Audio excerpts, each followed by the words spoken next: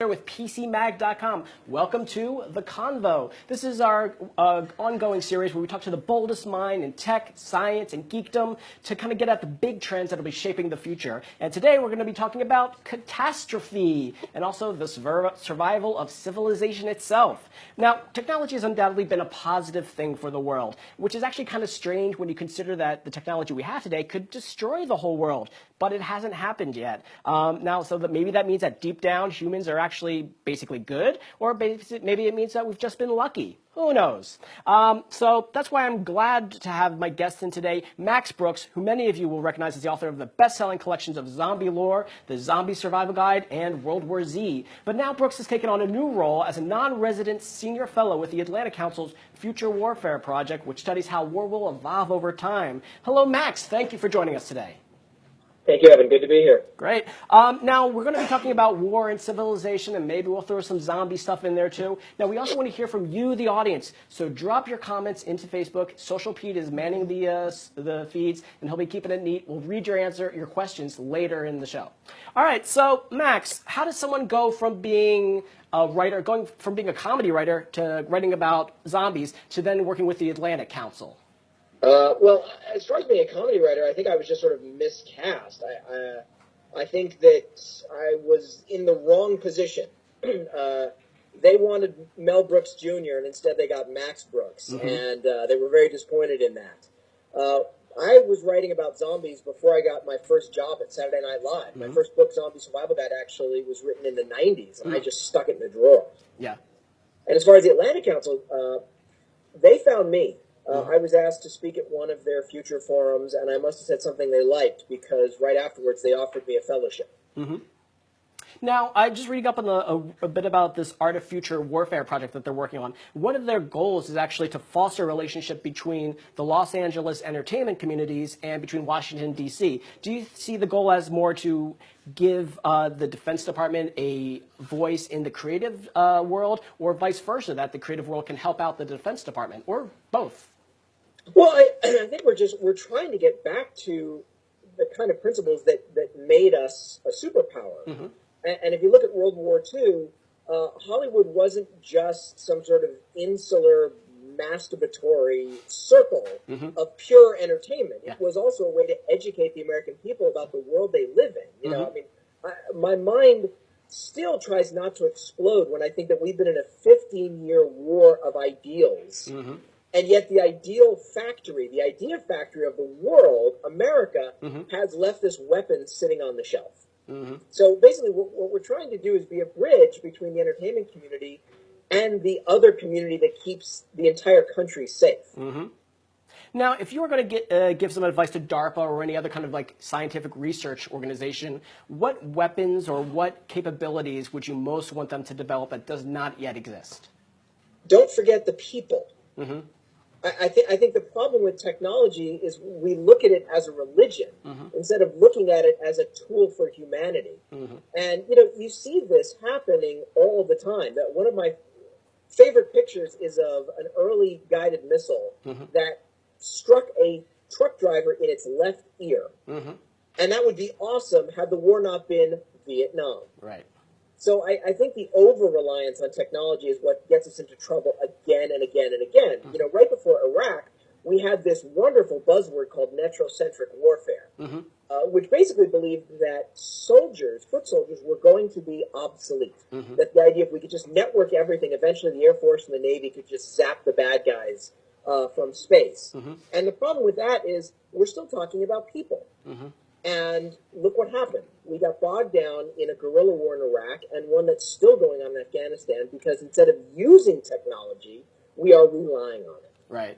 Now, one of the things you said about one of the, because you had like fiction competitions and art competitions as part of your research. Now, one of the things you said was, let me find it, was about the third offset strategy. Specifically, you said that the piece of work explores the promise and perils associated with game-changing technologies of the Defense Department's third offset strategy. Now, I saw that phrase, which I was not familiar with, thrown about a few times on the website. Can you explain what exactly is this third offset strategy?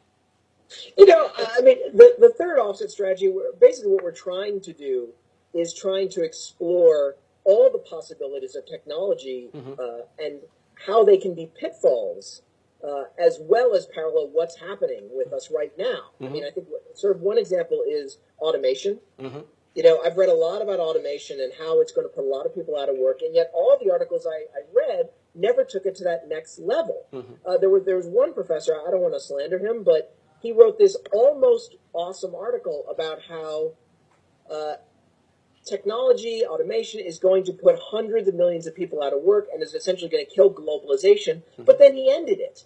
What's that going to mean if 500 million Chinese people are suddenly out of work and can't feed their family?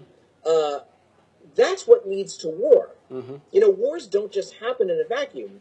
Military problems start as, you know, ecological problems, economic problems, technological problems. There's all these other factors that begin wars, and one of the things we're trying to do at the Atlantic Council is trying to get a jump on what these military problems will be 20 years from now. Because, you know, Americans do some things awesomely well, but one thing we don't do well is think about the future and try to prepare for it. Right. Now I see Facebook's already lighting up. Pete, what you got?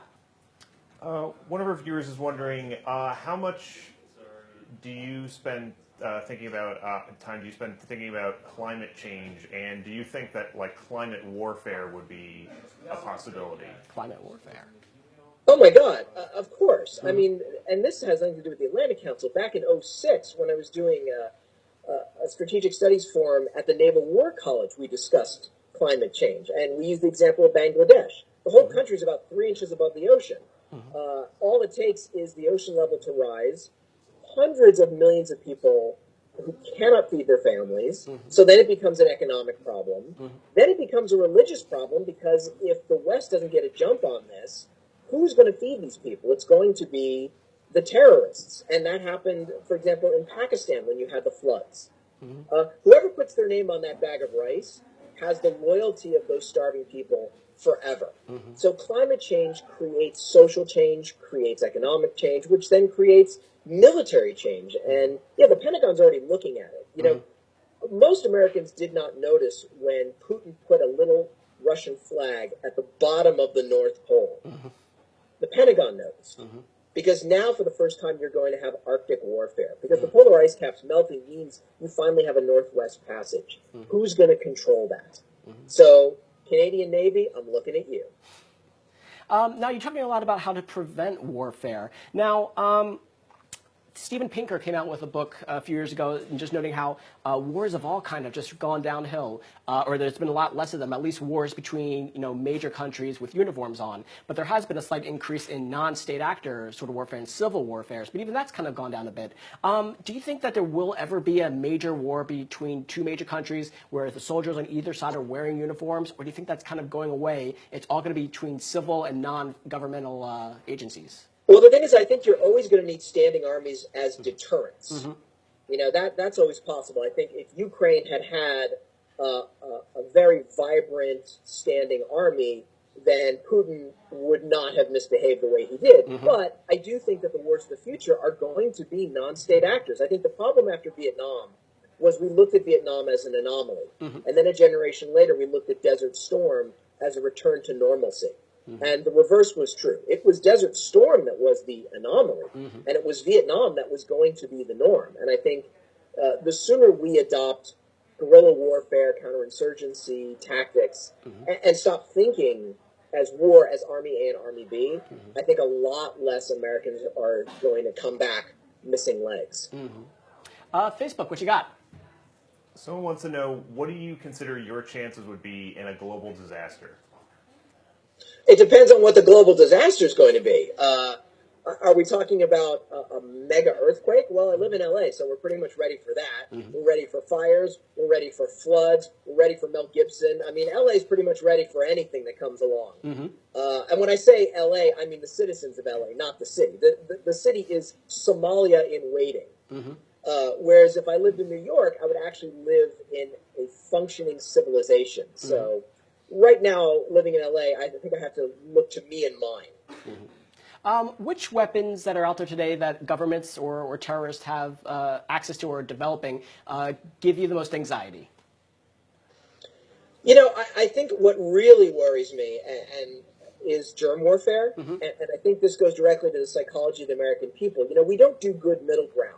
We do all or nothing. We either do the crazy blind panic of the early Bush years where we thought Saddam had biological weapons, so then we invaded him. Yay. And now we've gone in the other direction where we're actually not even vaccinating our kids now. So if I were a bioterrorist, I would have my gun sights directly focused on the U.S. because 300 million people, that has gutted the CDC, that has gutted just good public health, is ripe for a bio attack. And then looking forward, one of the big things that's going to involve all of society or impact it is artificial intelligence, machine learning. Now, Elon Musk came out last week and said that he was really scared of this, and he's actually funding think tanks to kind of just keep us wary about it, where then other people like Peter Diamandis or the Google guys are really just going to be this great tool that's going to change us all for the better. Where do you stand? Is AI something that we should fear, or is it something that we should be hopeful for? The truth is, I actually don't worry about AI that much because my philosophy tends to be the greater the obvious threat, the greater the response. I mean, I think it's the reason we haven't nuked each other is because we saw the obvious terror of Hiroshima and Nagasaki, and therefore we kept our fingers off the button, and we still do that to this day. There's a reason there hasn't been another nuclear attack. And so I think anything that is threatening, obviously, like Ebola. I mean, look how we responded to Ebola. It was so terrifying, we actually sent in the army. And the same thing with AI. I think there's been enough of a zeitgeist terror of the machines taking over that I think we will be wary of that. What worries me are the things that we don't think about, the things that we're not scared of. I mean, if you go back to diseases, like I said, Ebola, obvious, terrifying. But then again, I grew up during the AIDS epidemic, where it wasn't initially terrifying. It was a them disease. And we let the genie out of the bottle and we'll never get it back in. So I think it's the threats that aren't obviously scary are the ones we should be more scared of. Facebook, what you got? Do you think there's any need for nuclear weapons if nobody will actually use them? Honestly, I think that it would be wonderful if we could get rid of them. And if we could somehow guarantee that nobody had them, I think that would be awesome. The problem is, as long as somebody has them, then there is nuclear deterrence.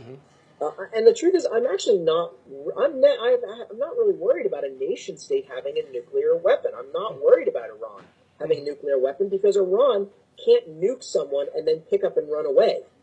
If Iran launched a nuclear weapon against Israel, Israel would turn Iran into radioactive glass. It's these non-state actors that can set up a bomb and then run for it and melt into the shadows. I think that's much more terrifying. Can I ask a zombie question? Do you watch Game of Thrones? Yeah, I have yet to catch up on it, but okay. Well, I mean, it's nothing that they've had zombies there for a while. Now, one of the things their zombies are they're undead, are kind of dumb because especially they have living skeletons. Now, skeletons can't walk because they don't have tendons, they don't have muscles. As someone who cares about zombies and zombie lore, do you kind of get angry when people half-ass it in that sort of way? Not really. I mean, I think there's sort of room for everybody. The only time that I get mad at zombie lore is when it's obvious that people are cashing in. I mean, I have no problem with Michael Jackson's Thriller. Okay. They really did their homework and they did it well. Not my zombies. Yeah. But I'm into that. It's when it's obvious and campy and hokey, and it degrades the genre. That's when I have a problem.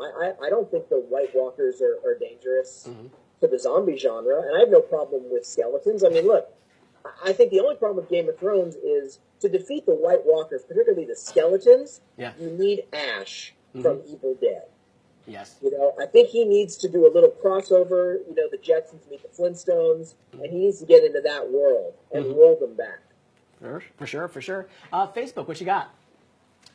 Do you think the proliferation of drones makes war more likely because there's no actual human cost? Yeah, no, I do think that because I think the proliferation of drones makes us more likely to go to war. It makes us more likely to create other terrorists. What I mean is, I think if every time we commit a drone strike, we run the risk of creating more insurgents in the blast area, because every insurgent we kill with a drone strike has a family, has friends, and there's a good chance that some of them are going to take their place. But because Americans aren't being killed in that drone strike, I see our political leaders much more likely to push the button on that. That's what worries me about drone strikes, is it takes away restraint because it takes away immediate consequences to our side. And there's a question I just had to ask you. You are Mel Brooks' son. There was a viral photograph that was in the subways of New York City just a few months ago, and I think maybe you know where I'm going. It was a picture of Spaceballs 2, a mock-up. And, you know, hey, we had a new Star Wars. Are we going to have a new Spaceballs? You know what? I think that is an excellent, excellent question. Okay. Next question. Fair enough, fair enough.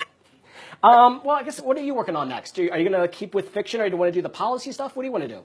No, I've got sort of one foot in each world. As far as fiction, I'm working on a graphic anthology right now, different horror stories with Garth Ennis and Alan Moore and Kieran Gillen. So we all get to write ongoing stories in this anthology. I'm not actually sure when it's launching, but it's going to be from Avatar, and I've read the first issue.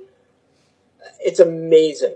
And when I say amazing, I mean like Garth Ennis and Kieran and Alan Moore. So I'm definitely the seventh grader in this sandbox full of high school seniors, and that's going to be amazing.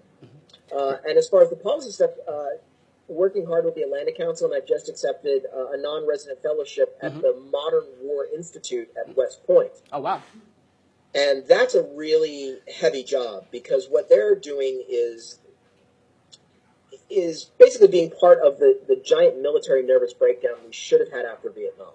The military is in a wonderful place right now, in that it is really starting to reimagine itself and rethink its policies, which is exactly what it should have done after the fall of Saigon. But we're doing it now. So the next time we go to war, we might actually have absorbed these lessons and all this blood that's been shed.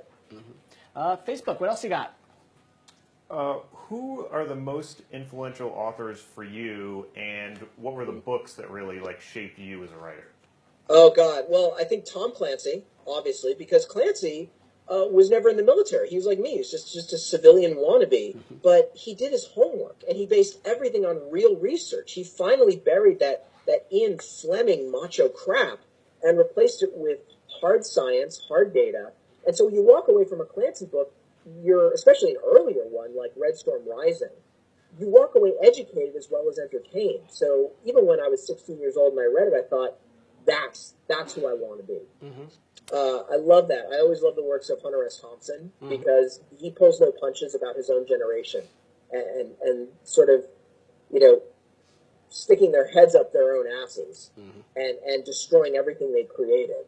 And we're still living with sort of the great surrender that is the baby boomer generation. So I love his work. And, anything by Alan Moore, duh. You look at Swamp Thing, the guy turned a plant into a human being. Saga of Swamp Thing, I think, is one of the greatest comic books ever written. Now, I've heard you in other interviews, and you talk very critically, but also very lovingly about America's role in the world, which I found actually really captivating. This election season has left me feeling kind of icky. Can you perhaps give me an elevator pitch of why you're still bullish on America? Oh, yeah. Okay. Oh, my God. No, look, we have the most incredible and yet the most burdensome title in the world. We are citizens. A citizen means you are a grown-up. And what that means is you don't have the right to complain. You don't have the right to blame anyone else. When things go wrong, the buck doesn't stop on Harry Truman's desk. It stops with us. We are the boss. Like in the 1980s when Reagan said government's not the solution to the problem, government is the problem. How can that be? We are the government. And so I think we need to stop behaving like children and blame everyone else and step up and take responsibility and vote. And not just vote with our hearts, but vote with our heads. And I think that you can't lose faith in America, because faith is all we have. It's that notion of ideals that bonds us together. Otherwise, we're done. So it's not just about lofty ideals. It's about survival. The reason Iraq is imploding right now is because nobody's an Iraqi over there. Mm-hmm. Nobody feels anything when they look at that flag. Mm-hmm. So I can never give up on America, because otherwise we become a failed state. Mm-hmm. So we need those ideals. We need to have dreams, but then we need to wake up from the dreams and work our asses off to make them come true. Mm-hmm. Well spoken. Facebook, do you have any more? Here we go. Yeah, we got some others. If you had to recommend something for people to watch, listen to, or play, what would you say? Like, what are you into? Well, we've talked about books, we've talked about TV. Let's talk about video games. Okay. Sid Meier, Civilization. Mm-hmm. I confess, have not played 5. I think there's even a 6. Haven't played that. Mm-hmm. I'm still at 4. And you know why I think it's awesome? Because it gives you a sense of the whole. And I think that's the problem in this country, is we've lost the sense of connections. Everybody's sort of focused on their little speciality. Mm-hmm. And we don't understand how everything ties into everything else. And you get that when you play Sid Meier's Civilization. You understand, mm-hmm. economics ties to military, which ties to social, which ties to cultural. And it's big picture thinking. And I think that there's no better way to get big picture thinking than try playing the Milanese Empire mm-hmm. in Civ 4. Great. Hey, Max, this has been amazing. Thank you so much for doing this. Thank you for everyone on Facebook who participated. Keep watching. We'll do more of these. Give us a like, give us a share, and so then we will do more of them. Anyways, I'm Evan Dashevsky, features editor with PCMag.com. That's The Convo. Thanks, guys.